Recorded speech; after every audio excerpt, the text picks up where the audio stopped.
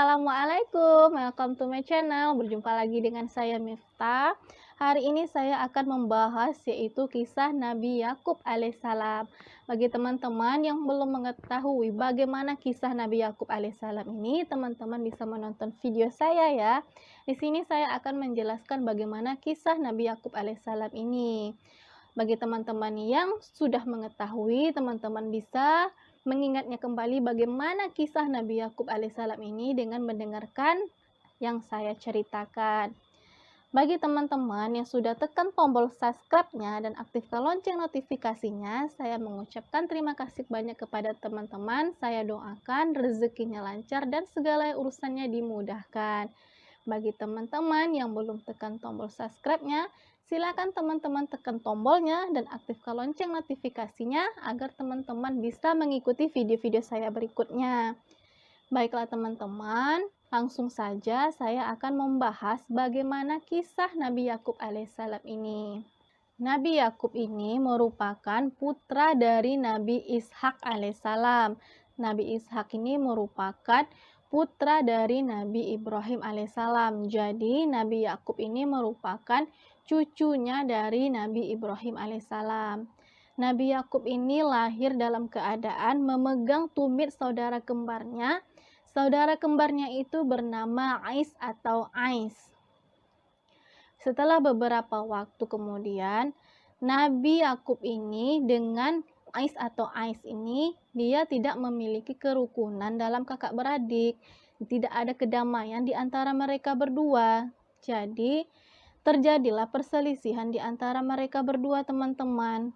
Ais ini, dia menyimpan rasa dengki dan iri hati kepada Nabi Yakub ini.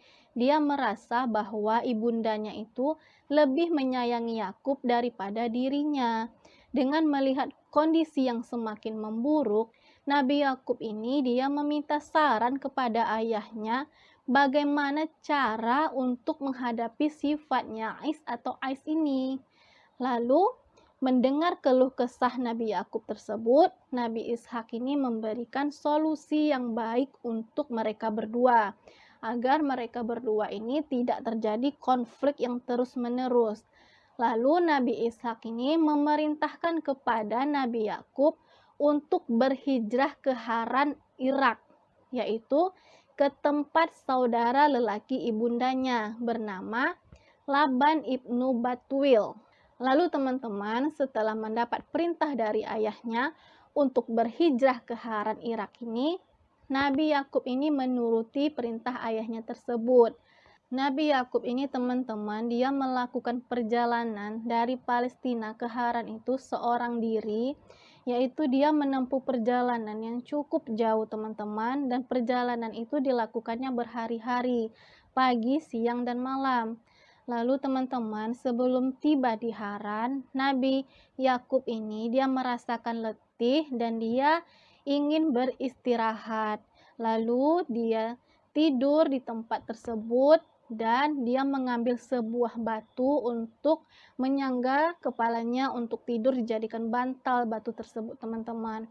Nabi Yakub ini teman-teman, dia bermimpi bahwa Allah berkata, "Aku akan memberikan keberkahan kepadamu, memberikan keluarga dan anak yang soleh, memberikan harta yang berlimpah dan berkah, dan memberikan tempat yang saat ini kamu tidur akan menjadi tempat kekuasaanmu atau negaramu." Lalu Nabi Yakub ini pun dia terbangun dan dia tersadar, lalu dia mengusap kedua matanya dan dia melihat ke kiri dan ke kanan, dan sadarlah ia bahwa ia ternyata hanyalah bermimpi. Namun Nabi Yakub ini teman-teman, dia percaya bahwa suatu saat mimpinya itu akan menjadi kenyataan.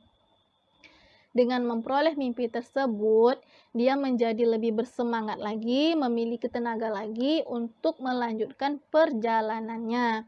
Dan Nabi Yakub ini, dia berkata akan kembali ke tempat dia mendapatkan mimpi tersebut.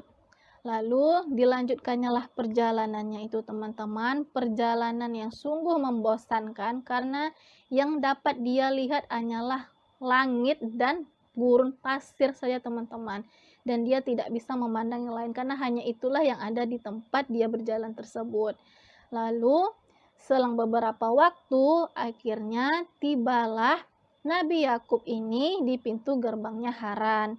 Lalu dia melihat di sana terdapat binatang-binatang yang berkeliaran di atas padang rumput, dan dia juga melihat burung-burung yang berterbangan. Lalu dia juga melihat orang-orang yang melakukan aktivitas untuk memenuhi atau mencukupi kehidupan mereka sehari-hari. Lalu Nabi Yakub ini dia menghampiri salah satu warga atau penduduk yang ada di sana, lalu dia bertanya, di manakah rumah Laban saudara ibunya tersebut? Karena Laban ini merupakan seorang yang kaya raya dan memiliki peternakan yang cukup sukses di tempat tersebut. Jadi orang-orang pun banyak yang mengenalnya dan tidak sulit untuk mencarinya. Lalu teman-teman, setelah Nabi Yakub bertanya kepada orang tersebut dan dia berkata, itulah dia seorang gadis yang bernama Rahil yang merupakan putri dari Laban, putri bungsu dari Laban. Dan dia akan membawamu ke rumah ayahnya orang yang kamu cari, yaitu Laban ibnu Batuil yang merupakan saudara dari ibumu. Lalu Nabi Yakub ini dia menghampiri Rahil dan dia menyapa Rahil dengan hati yang berdebar-debar, dan dia juga terbata-bata dalam menyapa Rahil.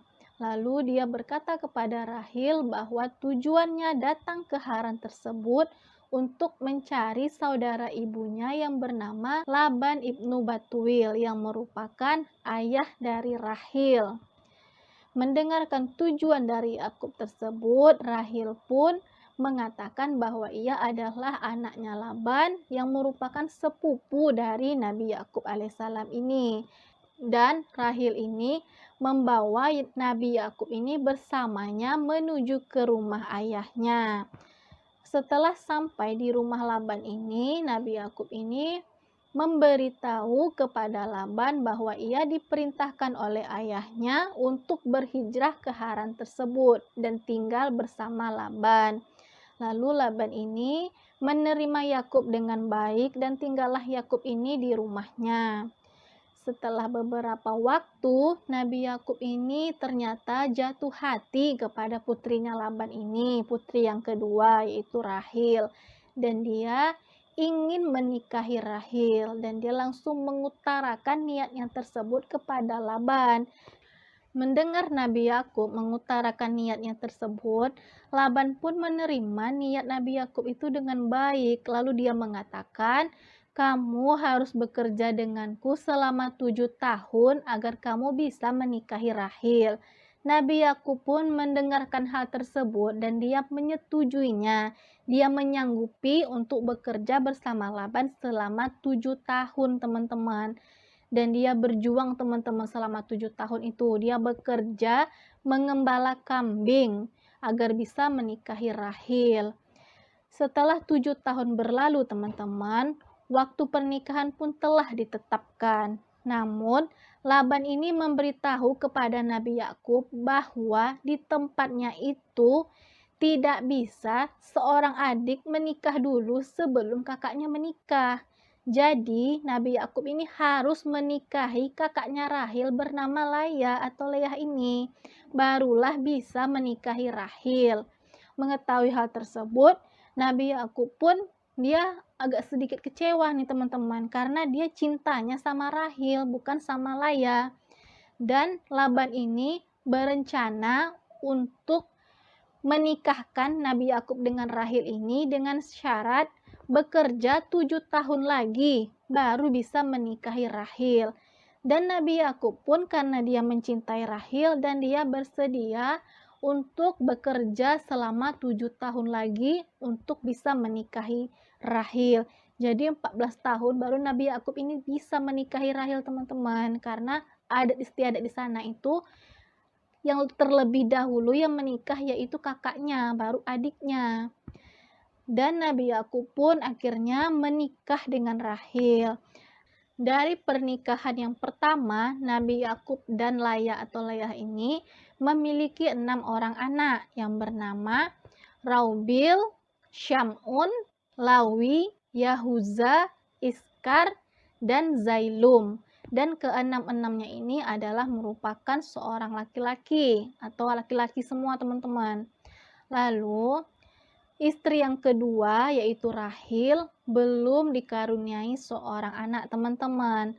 Lalu karena Rahil ini tidak enak hati dengan suaminya dan dia juga ingin memberikan keturunan tetapi belum dikasih oleh Allah Subhanahu wa taala. Lalu Rahil ini dia memiliki seorang budak teman-teman dan dia memberikan budaknya tersebut kepada Nabi Yakub agar bisa memberikan keturunan kepada Nabi Yakub. Dan setelah Nabi Yakub ini menikah dengan budaknya Rahil, akhirnya Nabi Yakub ini dikaruniai 2 orang anak lagi teman-teman dari budaknya Rahil tersebut, bernama yang pertama itu Dan, yang kedua itu namanya Niftali. Dan 2 orang anak inilah ditambah dengan 6 anak Laya tadi, jadi jumlahnya itu 8 orang anak teman-teman. Lalu Laya atau Layah istri pertama Nabi Yakub ini tidak terima teman-teman karena dia juga merasa bisa memberikan budaknya kepada suaminya agar mendapatkan keturunan juga. Lalu diberikannya lah budak Laya ini kepada Nabi Yakub alaihissalam. Lalu dari pernikahan itu mendapat 2 orang anak lagi teman-teman. 2 anak dari budak Laya itu teman-teman bernama Jad dan Ashid. Nah, jadi total anak Nabi Yakub itu sudah 10 anak, teman-teman. Tapi teman-teman, di sini Nabi Yakub tetap merasa kekurangan karena dia sangat mencintai Rahil, teman-teman. Dia ingin memiliki anak dari istri yang sangat dia cintai, yaitu Rahil. Lalu, Nabi Yakub ini dia berdoa kepada Allah agar dikaruniai anak dari rahimnya Rahil. Dan Rahil pun juga begitu. Dia ingin memberikan keturunan kepada suaminya sebagai buah cintanya kepada Nabi Yakub alaihissalam ini. Lalu mereka berdua berdoa kepada Allah dan Allah pun mengabulkan doa mereka. Dan mereka dikaruniai 2 orang juga teman-teman, dua orang anak juga, yaitu bernama Yusuf dan Bunyamin. Nah, Yusuf ini akan menjadi seorang nabi teman-teman nantinya. Dan inilah 2 orang inilah yang ditunggu-tunggu oleh Nabi Yakub alaihissalam ini, yaitu buah cintanya dari Rahil. Jadi teman-teman, total anak Nabi Yakub itu ada 12 orang anak teman-teman. Diberi keberkahan banyak anak ya teman-teman. Lalu teman-teman, Nabi Yakub ini setelah bekerja selama 14 tahun, dia menambah 6 tahun lagi. Jadi genaplah dia bekerja di Haran itu menjadi 20 tahun. Setelah dia bekerja 20 tahun, tentunya dia memiliki banyak harta teman-teman, dan dia memiliki harta yang berkah. Lalu dia pergi ke tempat yang dulu pernah dia bermimpi dan dia berkata dia akan kembali ke tempat itu. Dan dia kembali ke tempat itu dan dia melihat batu yang dia tandai dulu itu masih ada dan tidak hilang. Lalu dia membangun di sana Baitul Maqdis, Masjidil Aqsa. Dia bangunlah di situ secara sederhana waktu itu masih teman-teman. 40 tahun dibangunnya Masjidil Haram, Ka'bah yang dibangun oleh Nabi Ibrahim alaihissalam beserta Nabi Ismail alaihissalam. Setelah itu teman-teman, setelah dia membangun itu, dia pulang ke rumah ayahnya dan dia memberikan rezekinya itu atau hartanya itu kepada ayahnya Nabi Ishak dan juga saudaranya Is atau Ais tersebut teman-teman. Lalu setelah itu selang beberapa waktu itu, tidak lama setelah itu, Nabi Ishak pun meninggal pada usia 180 tahun teman-teman. Nah teman-teman, sampai disinilah kisah Nabi Yakub alaihissalam ini. Dari kisah ini teman-teman, kita bisa mengambil beberapa contoh dari sikapnya Nabi Yakub alaihissalam ini dalam mengasuh dan mendidik anak.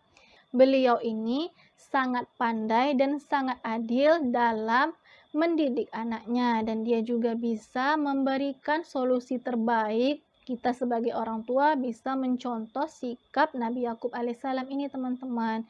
Dan dia juga merupakan seorang yang sabar, dan dia juga pekerja keras, gigih, tekun, dan ulet, teman-teman. Bayangkan, hanya untuk menikahi seorang gadis yang dia cintai, dia sanggup bekerja bertahun-tahun lamanya, teman-teman.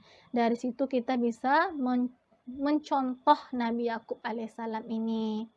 Baiklah teman-teman, sekian video saya. Apabila ada kesalahan dalam saya berkata-kata, saya mohon maaf, karena kesalahan itu datang dari saya sendiri dan kebenaran itu hanya datang dari Allah Subhanahu wa Ta'ala. Saya minta maaf sebesar-besarnya, dan saya akhiri video saya ini dengan mengucapkan Assalamualaikum warahmatullahi wabarakatuh. Jangan lupa subscribe ya teman-teman.